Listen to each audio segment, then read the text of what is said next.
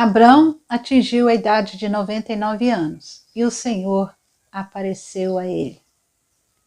O Senhor lhe disse: Eu sou o Deus Todo-Poderoso, ande na minha presença e seja perfeito. Farei uma aliança entre mim e você e darei a você uma descendência numerosa, muito numerosa, disse Deus. Abrão se prostrou com o rosto em terra e Deus lhe falou: Quanto a mim, esta é a minha aliança com você. Você será pai de muitas nações. O seu nome não será mais Abrão, e sim Abraão, porque eu o constituí pai de muitas nações. Farei com que você seja extraordinariamente fecundo. De você farei surgir nações e reis procederão de você. Estabelecerei uma aliança entre mim e você e a sua descendência no decurso das suas gerações, aliança perpétua, para ser o seu Deus e o Deus da sua descendência. Darei a você e a sua descendência a terra, onde agora você é estrangeiro, toda a terra de Canaã, como propriedade perpétua, e serei o Deus deles. Gênesis 17, de 1 a 8. Mais à frente, Deus vai falar com Isaque. No capítulo 26, versículos 4 e 5. Multiplicarei a sua descendência como as estrelas dos céus, e a ela darei todas estas terras. Na sua descendência serão benditas todas as nações da terra, porque Abraão obedeceu à minha palavra e guardou os meus mandamentos, os meus preceitos, os meus estatutos e as minhas leis. Graças a Deus, glória a Deus, em nome de Jesus, que o Santo Espírito de Deus ilumine e ministre em nossos corações e entendimento da sua palavra. Os pactos sucessivos, vários deles, de Deus com Abraão, relacionam-se uns com os outros. E a cada pacto sucessivo expande-se em relação ao anterior ou aos anteriores, complementando-os. A aliança do Deus soberano com Abraão é o nosso assunto. Em Gênesis 12, Deus chama Abraão e lhe faz promessas, e por meio da aliança com Abraão, Deus lhe garantiu a redenção. E isso envolvia também trazer redenção a todos os povos do mundo. Isso dentro da aliança divina é uma atribuição missionária. Lembra de Gênesis capítulo 3, versículos 14 e 15, o primeiro evangelho, ou proto-evangelho, a ação missionária de Deus estava sendo realizada, e a partir daí e de outras passagens nós concluímos que o pacto da criação e redenção referia-se tanto à redenção quanto ao relacionamento do Senhor com seu povo e com toda a criação. Deus, o soberano, cumpriu as intenções e questões do seu reino universal e do seu programa redentor por meio da aliança com Abraão e com a sua semente. Assim, por meio do pacto, Abraão foi abençoado com todos os privilégios que Deus tinha para o seu escolhido. Em Gênesis 15, Abraão sentiu-se sozinho e temeroso, mas Deus estava presente e Deus o manteria e o protegeria e daria providência a todas as coisas para Abraão. Deus garantiu que estava com ele e a certeza de um futuro certo e abençoado.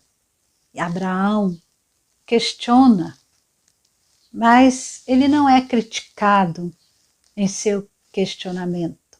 Assim como Maria, lá em Lucas, quando o anjo anunciou que ela daria à luz um filho, que ela seria mãe, Maria questionou, mas não foi criticada.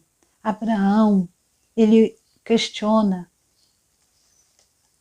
mas as questões, essas questões montam o palco para Deus revelar o quanto o relacionamento dentro da aliança é abençoado. E porque Abraão confiou em Deus, foi garantida a sua aceitação, o seu perdão, a justificação e a salvação. Em Gênesis 16 e 17, 13 anos depois, vem a renovação do pacto.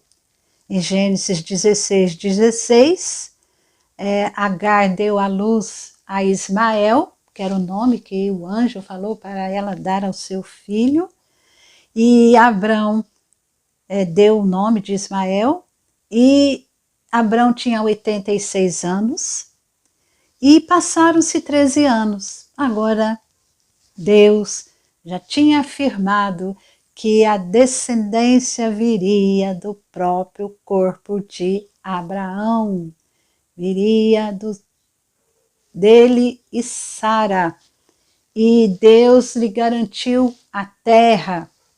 Mas mesmo assim, Abraão concordou com Sara e teve um filho com a serva Agar, a egípcia. E houve uma disputa entre Sara e Agar, uma rivalidade, e Agar foge com o intuito de se proteger e proteger ao bebê que estava no seu ventre. Mas o anjo do Senhor aparece a Agar e garante a ela que aquele filho, que ela deveria pôr o nome de Ismael, aquele filho seria ancestral de uma descendência numerosa. Mas esses descendentes iriam viver em hostilidade com respeito aos seus irmãos. Gênesis 16, 12. E Abraão viveu uma tensão familiar por 13 anos, com a volta de Agar, que seguindo a ordem do anjo, retornou à sua senhora Sara. E essa tensão foi originada pelo próprio Abraão, no ato dele gerar um filho com a serva egípcia. E nesse conflito familiar, Deus fala com Abraão e renova renova o seu pacto e exigiu de Abraão um comportamento. Gênesis 17, Deus fala: ande na minha presença e seja perfeito. Eu sou o Deus Todo-Poderoso, Abraão. Você ande na minha presença e seja perfeito. Abraão recebe instrução de Deus para instituir a circuncisão e assim ele o faz. Abraão, com 99 anos de idade, é circuncidado. Ismael, com 13 anos de idade, é circuncidado.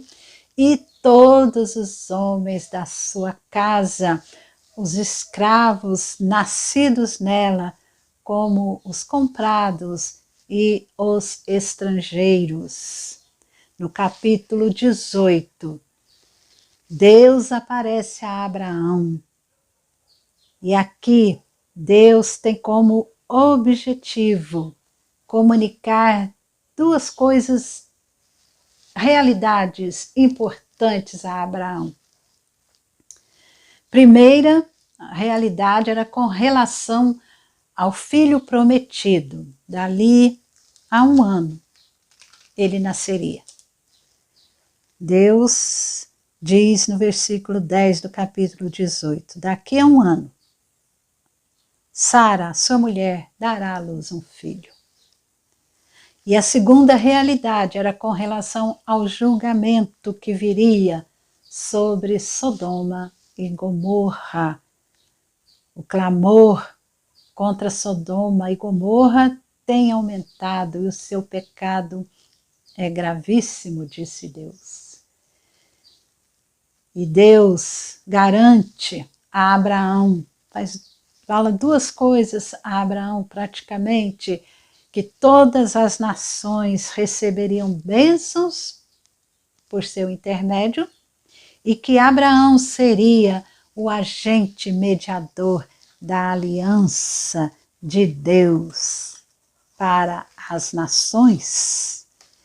E Abraão, ali em Gênesis 18, Deus fala que Abraão virá a ser uma grande e poderosa nação, e nele serão benditas todas as nações da terra, porque Deus o escolhera, assim como Deus escolhera a Noé.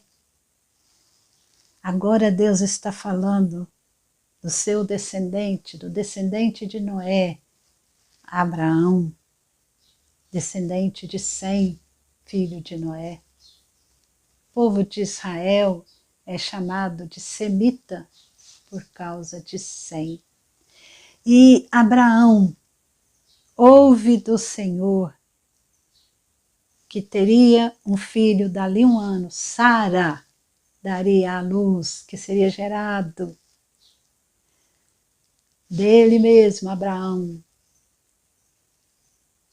e que Sodoma e Gomorra estava sob julgamento de Deus. E Ló, o seu sobrinho, quando se apartou de Abraão, do seu tio, Ló foi habitar ali em Sodoma e Gomorra, naquela região. Então, Abraão seria testado com relação a isso, a essa revelação de Deus, que ele seria a bênção para todas as nações, que ele seria um agente mediador da aliança de Deus. E Abraão provou ser um persistente advogado. Ele intercedeu a favor do povo daquelas cidades, especialmente pelo seu sobrinho Ló e sua família. Vemos isso em Gênesis No capítulo 18, versículos 16 até o 32, ele intercede e Deus salva Ló e sua família. No capítulo 19, 18 e o 19, 2 modos de vida são descritos, nós podemos ver. O modo de vida do reino de Deus, dentro do qual Abraão foi eleito e deveria viver e servir, e o modo do reino de Satanás, que acabou em destruição total, refletido em Sodoma e Gomorra. A descendência de Abraão deveria somente mostrar, exibir o seu relacionamento certo com Deus e executar a justiça em todo o seu modo de vida, cumprindo os mandatos espiritual, social e cultural. Eles deveriam refletir o seu relacionamento com Deus Criador, Santo e Eterno, e executar justiça em todas as áreas. E assim como Abraão havia sido chamado para agir como o agente real dentro do pacto, assim a sua descendência também deveria agir. Em Gênesis capítulo 23, 24 e 25, nos é apresentada a transição de uma geração para a outra, para a próxima. Sara morreu aos 127 anos de idade. E Abraão chorou, lamentou a morte da sua esposa. E ele, após chorar bastante, ele comprou, fez negócio com os hititas por um lugar onde ele pudesse sepultar a Sara. Deus falou que ele era estrangeiro ali. E Abraão comprou um campo para poder sepultar a sua esposa. Embora Abraão tivesse a promessa de herdar a terra, Abraão nada podia reivindicar dela naquele momento. Essa reivindicação da terra só aconteceria depois, quando seus descendentes formaram uma nação e foram vitoriosos sobre o exército dos cananeus, sob a liderança de Josué. Lá em Josué, no capítulo 12, nós podemos ver essa conquista. E já idoso, Abraão fez arranjos para que o seu filho Isaque casasse. Ele fez com que Isaque não casasse com nenhuma mulher ali daquela região onde eles estavam, mas Abraão,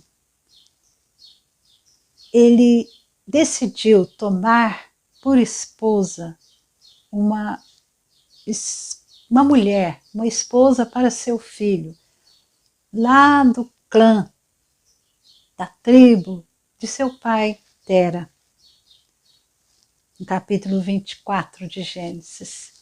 E ele fez com que o seu servo jurasse, seu servo Eliezer, que ele jurasse que não iria permitir que Isaque deixasse ali aquela terra, mas sim, ele fosse lá na terra de Tera buscar uma esposa. Abraão morre depois com 175 anos, no capítulo 25. E assim, Isaque, Ismael e todos os seus filhos o sepultaram no campo que ele tinha comprado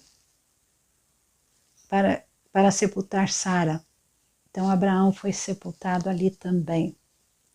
Ismael, o filho circuncidado e que fora mandado embora com 13 anos de idade, Abraão teve filhos que viveram em hostilidade contínua. A descendência de Abraão por meio de Ismael se tornou hostil a Isaque e aos outros filhos de Abraão, que ele teve. Abraão teve com Quetura, uma outra sua esposa, que provavelmente quando ele ficou viúvo, ele casou-se com Quetura e ela também teve filhos. Ismael teve 12 filhos, que foram príncipes dos seus povos. A Quetura teve 6 filhos, que também tiveram seus descendentes.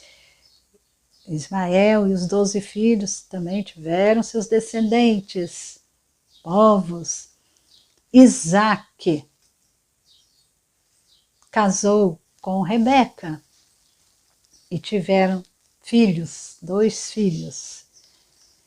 E a hostilidade entre Sara e Agar continuou por meio de Ismael e seus irmãos, e isso é o resultado da inimizade que Deus colocou entre a semente da mulher e a semente de Satanás. A tragédia da inimizade dentro da família de Adão e Eva, entre Caim e Abel, continuou na família de Abraão. Satanás, no seu reino usurpador, continuou a exercer influência sobre muitos dos descendentes da semente do povo de Deus. Mas a inimizade que existe entre as pessoas de fora do pacto e os descendentes de Abraão também ocorria. Essa inimizade na família continuou em Isaque, por meio dos seus filhos. Rebeca, sua esposa, foi informada pelo próprio Deus no capítulo 25, versículo 22, versículo 22 e 23. Os filhos lutavam no ventre dela. Então ela disse, por que isso está acontecendo comigo? E ela foi consultar ao Senhor, e o Senhor lhe respondeu, 2 nações estão no seu ventre, 2 povos nascidos de você se dividirão. Um povo será mais forte do que o outro, e o mais velho servirá o mais moço. Uma rivalidade presente dentro do ventre de Rebeca. E a continuidade da aliança foi assegurada, segundo Deus, por causa da obediência de Abraão. No capítulo 26, versículo 5 de Gênesis, Abraão obedeceu a minha palavra, guardou os meus mandamentos, os meus preceitos, os meus estatutos e as minhas leis. E isso deixa claro de que o pacto de Deus com Abraão não deve ser considerado um pacto de promessas em distinção a um pacto de lei. Primeiro Deus fez as promessas, depois Abraão obedeceu. Nesse pacto teve um aspecto legal, um aspecto de lei definido. Dentro desse pacto, Deus exigiu: ande na minha presença e seja perfeito. Deus exigiu obediência de Abraão, não para merecimento das bênçãos do pacto, repito, mas como resposta à iniciativa livre e graciosa de Deus em estabelecer e confirmar a aliança com Abraão e seus descendentes. Deus é gracioso. Quero ler palavras de Henry Law, que ele diz o seguinte, que Deus é onipotente e a sua sabedoria é insondável. Deus tudo planeja e dispõe de tal maneira que o destino dos impérios e a queda de um pardal redundam em bem para os que são seus. O seu espírito lhes pertence. Ele é enviado para despertar, para revelar a salvação, o Espírito Santo, para conquistar, para a cruz, para animar, para santificar e para orientar até às pastagens da verdade e da santidade. Jesus Cristo é o Deus homem e como tal morreu, suportou agonias e levou a maldição e operou justiça e possui um coração capaz de simpatizar, de nos amar, de saber quem eu sou e como sou. Tudo pertence ao Deus Pai, ao Deus Filho e ao Deus Espírito Santo. Deus gracioso confirma e assegura a sua aliança. Deus soberana e livremente estabelece, confirma, assegurando o seu pacto. E Deus governa sobre todas as nações. E você participa desse relacionamento de vida e amor que Deus iniciou, estabeleceu e manteve com o ser humano? Um amor tal que Ele deu seu único filho para que você e todo aquele que crê